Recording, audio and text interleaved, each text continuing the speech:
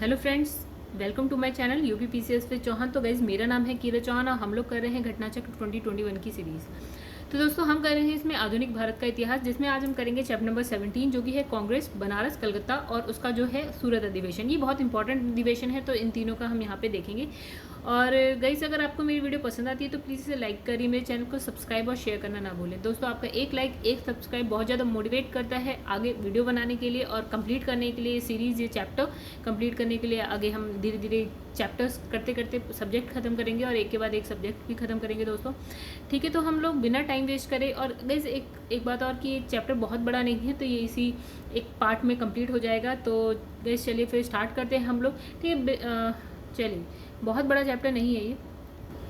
तो दोस्तों यहाँ लिखा है कांग्रेस का जो हम अधिवेशन पढ़ेंगे, जो कि इसमें इंपॉर्टेंट है, वो बनारस है, कलकत्ता है और सूरत अधिवेशन है। तो गाइस किसी भी अधिवेशन के लिए देखिए क्या होता है, हम जैसे कि जानते हैं कि जो कांग्रेस की स्थापना होती है वो 1885 में हो जाती है। ठीक है, एक चीज़। दूसरा, उसके बाद से क्या होता है कि हर साल कांग्रेस की क्या होती है, सभा होती है। सभा को हमने यहाँ पे कह रखा है अधिवेशन, और वो जहाँ जहाँ होती है हमें उसको उसका नाम याद रखना पड़ेगा। और उसके साथ देखिए गाइस, किसी भी अधिवेशन के लिए 4 चीज़ें याद करनी पड़ेगी। एक, कि वो जो अधिवेशन होता है वो किस साल में होता है। दूसरा, वो अधिवेशन कहाँ पे होता है। तीसरा, उसकी अध्यक्षता कौन कर रहा है। चौथा, उस अधिवेशन में इंपॉर्टेंट क्या चीज़ थी। यानी कि ये 4 चीज़ें आपको किसी अधिवेशन के लिए याद करनी पड़ेंगी। ठीक है, तो हम अधिवेशन तो गाइस देखिए 1885 से लेकर 1947 तक तो बहुत सारे हुए होंगे, लेकिन हमें सारे पढ़ने की ज़रूरत नहीं है। जो इंपॉर्टेंट है वही हम पढ़ेंगे। ठीक है, वो धीरे धीरे आ ही जाएंगे। ठीक है, वही इंपॉर्टेंट पढ़ेंगे, बाकी हम क्या करेंगे, स्किप। और इनफैक्ट उसके बारे में इतने क्वेश्चंस भी नहीं पूछे गए क्योंकि इंपॉर्टेंट इतने नहीं थे।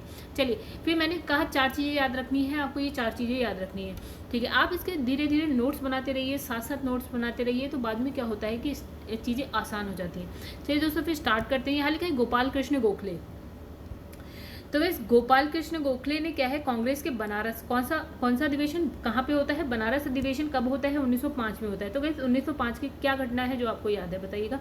ठीक है, तो 1905 की क्या करी थी, अध्यक्षता की थी। तो 1905 में ही उन्होंने भारत सेवक समाज की स्थापना करी। तो गाइस यहाँ पे एक चीज़ अच्छी मतलब जो है इंपॉर्टेंट आ जाती है कि गोपाल कृष्ण गोखले ने किसकी, भारत सेवा समाज की स्थापना करी थी, यानी कि सर्वेंट्स ऑफ इंडिया सोसाइटी की स्थापना करी थी। ठीक है, वर्ष 1906। तो गाइस आप देखिएगा कि 1905 में क्या होता है, बंगाल विभाजन होता है। ठीक है, तो आपको ऐसे धीरे धीरे ना आपको सारे जो सन है वो याद होते जाएंगे कि इस सन में क्या ऐसा इंपॉर्टेंट हुआ था।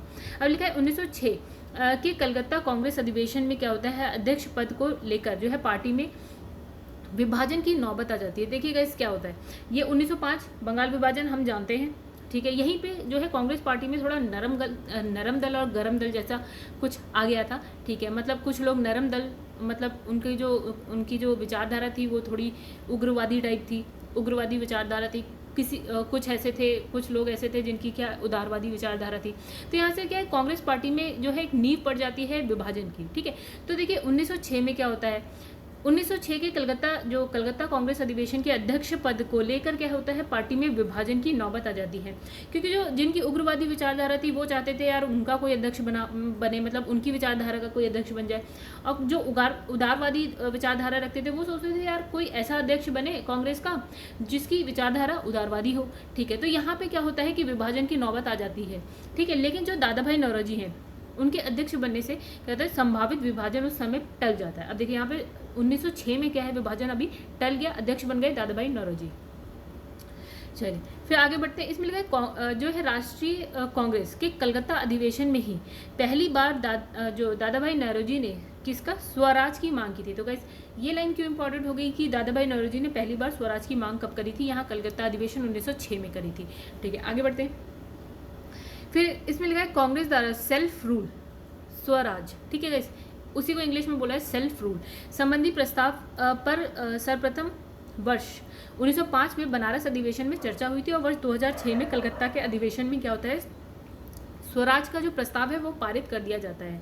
ठीक है, तो इस इतनी जैसे हम पहले प्रस्ताव लाते हैं फिर वो क्या होता है, पारित होता है। पारित करते होते हैं, जैसे आज संसद में हम देखते हैं कोई बिल लाते हैं, धीरे धीरे उस पर सारा प्रोसेस होता है, वोटिंग होती है, चर्चाएं होती है, सब कुछ होता है। उसके बाद वो बिल क्या होता है, पारित हो जाता है और वो एक्ट में बदल जाता है। वैसे यहाँ पे है, पहले प्रस्ताव आता है और उसके बाद वो पारित हो जाता है। ठीक है, तो 1906 में ये स्वराज का जो प्रस्ताव है वो हो जाता है पारित, और इस प्रस्ताव के साथ क्या होता है, स्वदेशी बहिष्कार और राष्ट्रीय शिक्षा संबंधी प्रस्ताव भी पारित होते हैं। तो वैसे हमने जब देखा था बंगाल विभाजन 1905 में हुआ था, तो वहाँ पे किसकी बात हो रही थी, वहाँ आ गया था आपका स्वदेशी आंदोलन भी होता है, और स्वदेशी आंदोलन के साथ ही होता है कि जो ब्रिटिश वस्तु है, ब्रिटिश सेवाएं हैं, उसका क्या करना है, बहिष्कार करना है। तो ये दोनों चीज़ें आ गई थी। तीसरी यहाँ पे आ जाता है राष्ट्रीय शिक्षा संबंधी प्रस्ताव भी आता है। तो हमने कौन कौन से देख लिए, यानी कि इस समय कौन कौन से 4 प्रस्ताव आए। देखिए, स्वदेशी हो गया, बहिष्कार हो गया, जो है राष्ट्रीय शिक्षा, और फिर चौथा जो अभी हमने देखा इस क्या देखा, स्वराज, यानी कि ये चारों जो है इसी समय आते हैं। ठीक है, आगे बढ़ते हैं। फिर लिखा है दादा भाई नौरोजी को लोग श्रद्धा से क्या है, भारत के वयोवृद्ध नेता यानी कि grand old man of India के नाम से क्या है स्मरण करते थे, यानी कि मानते थे उनको। ठीक है, क्या, grand old man of India, old man of India. Okay, आगे बढ़ते हैं। तो गाइस अभी हमने 1905 1906 पे पहुंचे। ठीक है, आगे इसमें क्या लिखा है, इसमें लिखा है 1892 में वे पहले भारतीय थे। कौन, दादा भाई नौरोजी। ठीक है, 92 में पहले भारतीय थे जो उदारवादी दल की ओर से क्या है फिन्सबरी में ब्रिटिश सरकार के सदस्य चुने गए। तो ये भी इंपॉर्टेंट है गाइस। तो ये पहले बंदे थे जो फिन्सबरी में ब्रिटिश संसद के सदस्य, भारतीय सदस्य चुने गए गाइस यहाँ पे। अब लिखा है कि वह भारतीय राष्ट्रीय कांग्रेस के, अब देखिए इन्होंने अध्यक्षता किसके, तीन बार अध्यक्षता करी है। दादा भाई नौरोजी ने 3 बार अध्यक्षता करी है, जवाहरलाल नेहरू ने तो सबने इतने समय तक इतनी बार नहीं करी है गाइस। ठीक है, तो इन्होंने 3 बार करी है। एक बार इन्होंने करी है दादा भाई नौरोजी ने 1882 की, फिर जो दूसरी फिर 1893 में हुई है, और 1906 में जो अभी हम देख रहे हैं कलकत्ता अधिवेशन वो वाला। तो इन तीनों में तो इन्होंने अध्यक्षता करी है। फिर लिखा है दादा भाई नौरोजी पहले भारतीय थे जो एल्फिंस्टन कॉलेज बम्बई में गणित और भौतिकी के प्रोफेसर नियुक्त हुए थे। ठीक है, तो ये छोटी छोटी बातें हैं जो आपको इनके बारे में याद रखनी है। फिर लिखा है इन्होंने एक गुजराती पत्रिका, क्या, रास्त गोफ्तार, ये बहुत इंपॉर्टेंट है। कौन सी पत्रिका आती है और गुजराती लैंग्वेज में आती है, रास्त गोफ्तार की शुरुआत कब करी थी, 1851 में की थी। ठीक है, ये इनके लिए इंपॉर्टेंट है। फिर लिखा है C.Y. चिंतामणि ने दादा भाई नौरोजी के विषय में कहा था। क्या कहा इन्होंने कहा, भारत के सार्वजनिक जीवन को अनेक बुद्धिमान और निस्वार्थ नेताओं ने सुशोभित किया है, परंतु हमारे युग में कोई भी दादा भाई नौरोजी जैसा नहीं था। दूसरी ओर गोखले यानी कि गोपाल कृष्ण गोखले ने कहा है, यदि मनुष्य में कहीं देवता है तो वह दादा भाई नौरोजी में है। ठीक है, तो 2 लोगों ने उनकी जो है क्या करी थी, काफ़ी बड़ाई करी। ठीक है, तो 1905 हो गया हमारा, 1906 हो गया, यहाँ देखिए 1907 आता है। तो कैसे देखिए, एक बार ऊपर चलते हैं हम लोग। तो 1905 हमने देखा बनारस अधिवेशन, और ये थे आपके गोपाल कृष्ण गोखले अध्यक्ष। फिर 1906 हमने देखा कलकत्ता अधिवेशन, अध्यक्ष थे दादा भाई नौरोजी, और यहाँ कांग्रेस का विभाजन रुक जाता है। फिर आते हैं 1907 में आता है सूरत अधिवेशन। आइए देखते हैं क्या होता है सूरत अधिवेशन में। ठीक है, तो कैसे यहाँ लिखा है कि 1907 में जो सूरत में आयोजित कांग्रेस के कौन सा 23वें वार्षिक अधिवेशन में उग्रवादियों में अध्यक्ष पद को लेकर क्या होता है, कांग्रेस में विभाजन हो जाता है। हमने कहा ना, कुछ की विचारधारा उदारवादी थी, कुछ की विचारधारा उग्रवादी थी।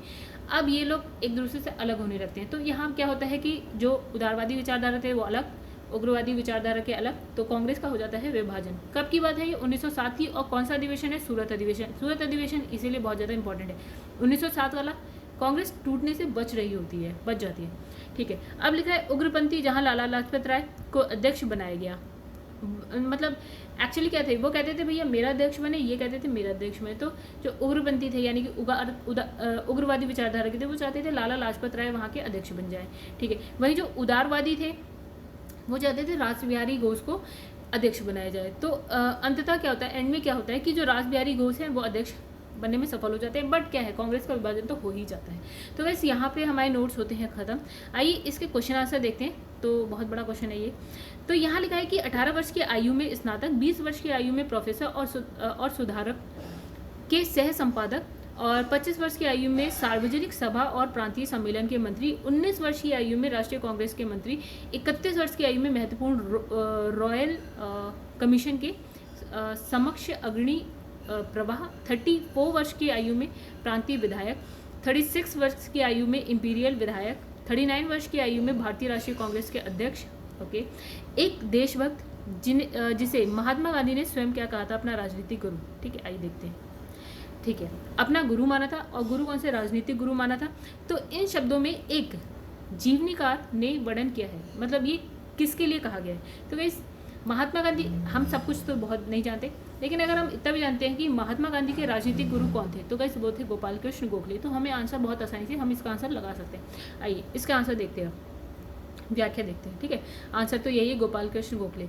यहाँ लिखा है गोपाल कृष्ण गोखले का जन्म 9 मई 1866 को कहाँ, रत्नागिरी, यानी कि कहाँ पे है, ये महाराष्ट्र में है। तो वहाँ पे एक ब्राह्मण परिवार में हुआ था। 1884 में क्या होता है, बीए पास करने के बाद 18 वर्ष में वे रनाडे द्वारा स्थापित दक्कन शिक्षा सभा, दक्कन एजुकेशन सोसाइटी में सम्मिलित हो गए।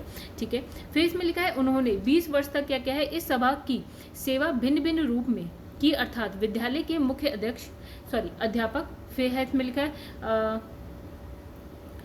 ये लिखा है फर्गुसन कॉलेज पूना के लिखा है प्राध्यापक के रूप में, और फिर प्रिंसिपल के रूप में मतलब ये आए। और उसके बाद लिखा है कि पहली बार 1889 में इलाहाबाद कांग्रेस अधिवेशन के मंच में क्या होता है, राजनीति में भाग लिया इन्होंने। और 1897 में क्या है, उन्होंने और वाचा यानी कि दिनसा वाचा को भारतीय व्यय के लिए नियुक्त वेल्वी आयोग के सम्मुख क्या है, साक्ष्य देने को कहा। तो गाइस ये भी बहुत ज़्यादा इंपॉर्टेंट है, कौन, आपके गोपाल कृष्ण गोखले और दिनसा वाचा, इनको भारतीय व्यय के लिए क्या है, नियुक्त एक आयोग था आपका, वेल्वी आयोग है, उसके सम्मुख साक्ष्य देने के लिए कहा था। और 1902 में क्या होता है कि वे बम्बई में संविधान परिषद के लिए और कालांतर में क्या है, इंपीरियल लेजिस्लेटिव असेंबली के लिए चुने गए थे। तो ये भी बहुत इंपॉर्टेंट है। फिर लिखा है अपने राजनीतिक दर्शन के वे सच्चे उदारवादी थे। ठीक है, ये कौन से उसमें आते थे, गुट में, उदारवादी गुट में आते थे। तो वे संभाव और मृदु न्यायप्रियता में विश्वास रखते थे। और उन्हें तभी कहीं देखिए इनका ये था, अहिंसा में तो ये विश्वास रखते थे, हिंसा में नहीं रहते थे। वैसे ही गांधी जी का भी था, तभी उन्होंने इन्हें अपना गुरु माना था। गांधी जी भी जो है हिंसा में विश्वास नहीं रखते थे। तो इसमें लिखा है कि उन्हें पूर्ण विश्वास था कि देश का पुनरुत्थान राजनीतिक उत्तेजना के बवंडर में नहीं हो सकता। ठीक है, वे साध्य और साधन दोनों की पवित्रता में विश्वास रखते थे, यानी कि आपकी जो डेस्टिनेशन है वो भी आपकी पवित्र होनी चाहिए, और वहां तक पहुंचने का जो रास्ता है वो भी आपका पवित्र होना चाहिए। ठीक है, आगे बढ़ते हैं। फिर लिखा है इन्हीं कारणों से महात्मा गांधी उनसे प्रभावित हुए और उनके राजनीतिक शिक्षक मतलब शिष्य बन गए। कौन, महात्मा गांधी। चलिए नेक्स्ट क्वेश्चन आता है, गोपाल कृष्ण गोखले ने कांग्रेस के किस अधिवेशन में अध्यक्षता की। हमने पढ़ा 1905, 1906, 1907, तो 1905 वाला था गाइस ये। ठीक है, आगे बढ़ते हैं। और कहाँ पे होता है ये, बनारस में होता है। फिर इसमें लिखा है भारतीय राष्ट्रीय कांग्रेस के 1905 के जो बनारस अधिवेशन है उसके अध्यक्ष कौन थे गाइस, आप जानते हैं। आगे बढ़ते हैं। निम्नलिखित में से किस नेता ने 1906 में कलकत्ता जो कांग्रेस अधिवेशन की अध्यक्षता की थी। तो गाइस 1905 गोपाल कृष्ण गोखले, 1906 आपके थे दादा भाई नौरोजी। ठीक है, आगे बढ़ते हैं। तो दोस्तों कहानी तो हम जानते ही हैं, ये थोड़ा सा फेड हो गया है यहाँ पे, चलिए मैं पढ़ रही हूँ, आप समझिएगा। तो यहाँ पे लिखा है कि वर्ष 1906 के कलकत्ता कांग्रेस अधिवेशन में अध्यक्ष पद को लेकर जो है पार्टी में विभाजन की नौबत आ गई थी, लेकिन दादा भाई नौरोजी के अध्यक्ष बनने से जो संभावित विभाजन था वो उस समय टल गया। गाइस थोड़ा सा साफ नहीं आई है इमेज। ठीक है, तो हम ये पढ़ चुके हैं वैसे नोट्स में। फिर इसमें लिखा है दादा भाई नौरोजी को लगभग सभी राष्ट्रवादी एक सच्चा क्या है, देशभक्त मानते थे, और राजनीतिक विचार से दादा भाई पूर्ण क्या है, राजभक्त थे, और वे समझते थे कि भारत में अंग्रेजी राज्य से बहुत लाभ हुआ है और वह इस साहचर्य के सदा बने रहने में जो है अभिरुचि रखते हैं। और राष्ट्रीय कांग्रेस के कलकत्ता अधिवेशन में ही पहली बार दादा भाई नौरोजी ने किसका, स्वराज की मांग की थी, यानी कि सेल्फ रूल की मांग की थी। आगे बढ़ते। तो गाइस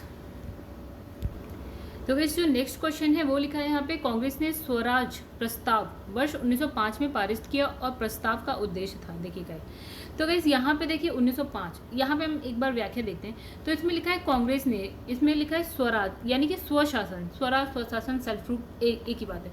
संबंधी प्रस्ताव का सर्वप्रथम जो है वर्ष 1905 में बनारस अधिवेशन में इन्होंने क्या कर रहा था, चर्चा की थी। ठीक है, और क्वेश्चन में लिखा है कि जो ये प्रस्ताव है गाइस, तो क्वेश्चन में लिखा है प्रस्ताव पारित किया। तो एक चीज़ तो यहाँ पे गलत होती है कि 1905 में पारित नहीं होता है, यहाँ पे चर्चा होती है। ठीक है, आगे बढ़ते।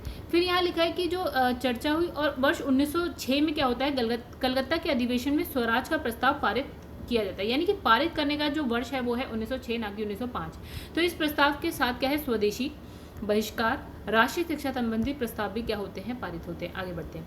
फिर लिखा है स्वराज के बतौर राष्ट्रीय मांग के रूप में सर्वप्रथम रखा था, तो सी दादा भाई नौरोजी ने। तो यहाँ लिखा है 1906 के भारतीय राष्ट्रीय कांग्रेस के कौन सा अधिवेशन होता है, कलकत्ता अधिवेशन में कांग्रेस के मंच से, कांग्रेस के मंच से स्वराज की मांग पहली बार करने का श्रेय किसको जाता है? दादा भाई नौरोजी को जाता है।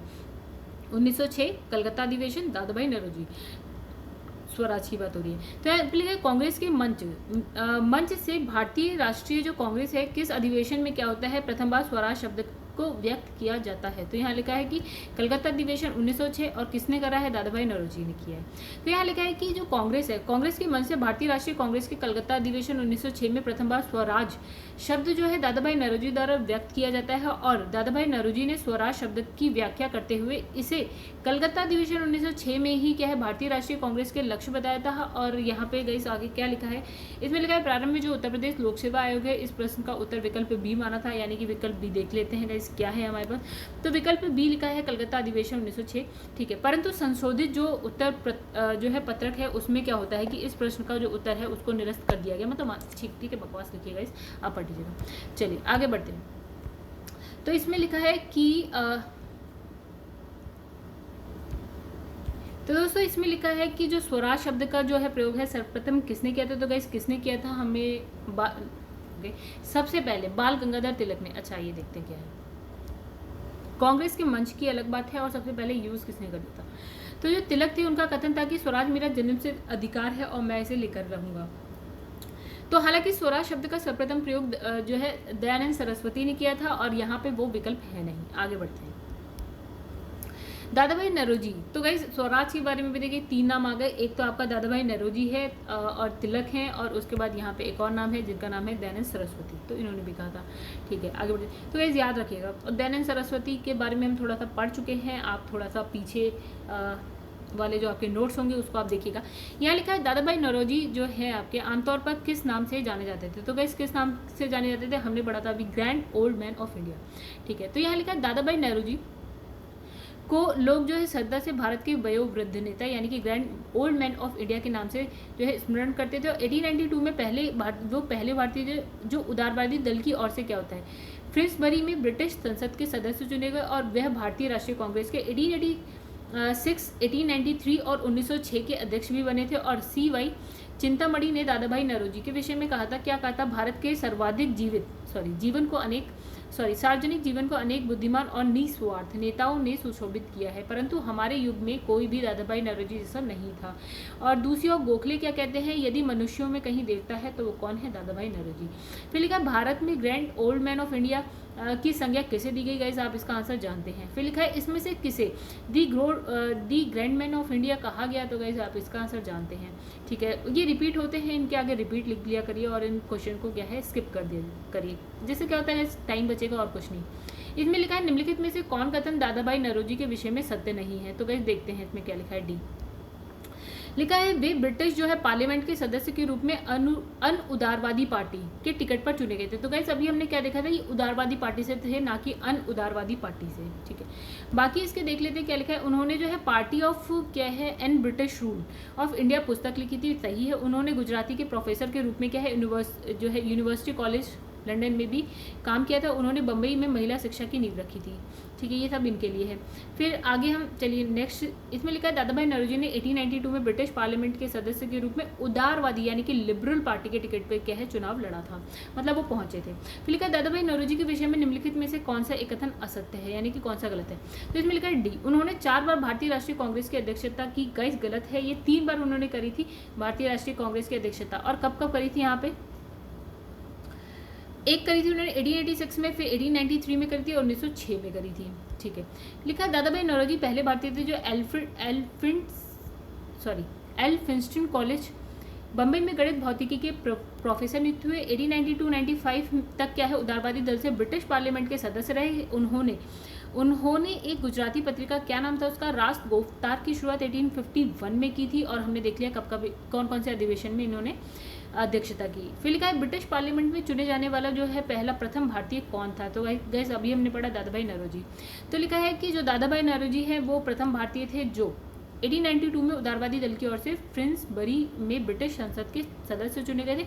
और लंदन प्रवास लंदन प्रवास कब होता है इनका? 1855 से लेकर 69 के दौरान दादा भाई नौरोजी ने अंग्रेजी को भारतीयों की समस्याओं से अवगत कराने, अंग्रेजों को भारतीयों की समस्याओं से अवगत कराने के उद्देश्य से क्या किया? लंदन इंडिया सोसाइटी कब? 1865 और ईस्ट इंडिया सोसाइटी जो आपकी है 1866। मतलब एक होता है आपका 65 में, एक होता है 1866 में लंदन इंडिया सोसाइटी और दूसरा ईस्ट इंडिया सोसाइटी। इसकी स्थापना करी है।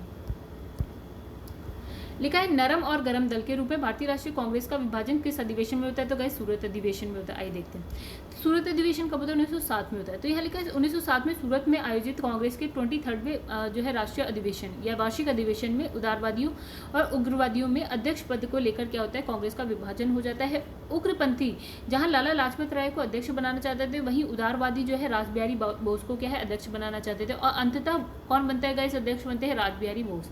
फिर सम्मेलन में उग्रवादियों द्वारा क्या है 1906 में पास कराए गए जो प्रस्ताव है कौन कौन से है गाइस? स्वदेशी है, बहिष्कार है, राष्ट्रीय शिक्षा है और स्वशासन के प्रयासों को लेकर विवाद और भी ज़्यादा क्या होता है? गहरा हो जाता है। और अंततः दोनों पक्षों में खुले संघर्ष के बाद क्या होता है? कांग्रेस में एक विभाजन, पहला विभाजन हो जाता है। तो यानी कि कांग्रेस का जो विभाजन है वो कब होता है गाइस? 1907 में होता है। ठीक है, उग्रपंथी और जो है आपका उदारवादियों के बीच। अब इसमें लिखा भारतीय कांग्रेस कहाँ पर उदारवादियों और उग्रवादियों दो भागों में विभाजित हो गए? तो गाइस कहाँ पे? तो 1907 का जो सूरत अधिवेशन होता है उसमें। फिर लिखा है 1907 के भारतीय राष्ट्रीय कांग्रेस के सूरत के जो है वार्षिक अधिवेशन के अध्यक्ष कौन थे? तो गाइस अध्यक्ष अभी हमने पढ़ा था कौन थे आपके? रासबिहारी घोष थे। ठीक है, तो इसमें लिखा है भारतीय राष्ट्रीय कांग्रेस के जो है वर्ष 1906 में विख्यात कलकत्ता अधिवेशन में 4 संकल्प पारित किए गए थे। बिल्कुल ठीक है। और सूरत में 1907 में हुए कांग्रेस के अलग अधिवेशन में इन चारों संकल्पों को स्वीकार करने और उन्हें अस्वीकार करने के प्रश्न पर कांग्रेस के विभाजन हो गया। ठीक है, निम्न में से कौन सा एक संकल्प जो है इन 4 संकल्पों में से नहीं था? तो गाइस हमें कौन कौन से पता है? ठीक है, बहिष्कार था, स्वदेशी, ठीक है, स्वदेशी था, बहिष्कार था, बंगाल के विभाजन को रद्द करना ऐसा कुछ नहीं था, राष्ट्रीय शिक्षा थी। ठीक है, बंगाल विभाजन रद्द करने के लिए जो आता है एक बार 1911 की बात होती है, वो आगे अभी हम 1907 में चल रहे हैं। ठीक है, और जो बंगाल विभाजन है यहाँ पे आके रद्द हो भी जाता है। ठीक है, तो अभी अब जो ए है आंसर गलत है, बाकी सही है हमारे गाइस। चलिए नेक्स्ट क्वेश्चन पे आते हैं हम लोग। तो यहाँ क्या लिखा है? यहाँ लिखा है 20वीं सदी के प्रारंभिक वर्षों में कांग्रेस में विभाजन की प्रक्रिया शुरू हुई। ठीक है, तो इसमें लिखा है कांग्रेस आंदोलन की रणनीति पर, कांग्रेस आंदोलन के उद्देश्य पर, कांग्रेस आंदोलन में लोगों की भागीदारी पर। ठीक है, आइए देखते हैं इसमें क्या लिखा है। तो ये तीनों ही सही थे गाइस। यहाँ लिखा है 20वीं सदी के प्रारंभिक वर्षों में क्या होता है? कांग्रेस में विभाजन एक प्रमुख क्या है? कारण। इसका प्रमुख कारण क्या है? नरमपंथी का अपनी रणनीति उद्देश्य आम जनता को अपने साथ रख पाने में असफल होना, नरमपंथी जो है यानी कि उदारवादी दल। फिर नरमपंथियों ने क्या करा? आम जनता के बीच काम नहीं किया। मतलब जो नरमपंथी थे वो क्या थे? देखिएगा, इस जो उदारवादी नेता थे अधिकतर जो थे उच्च पदों पे थे।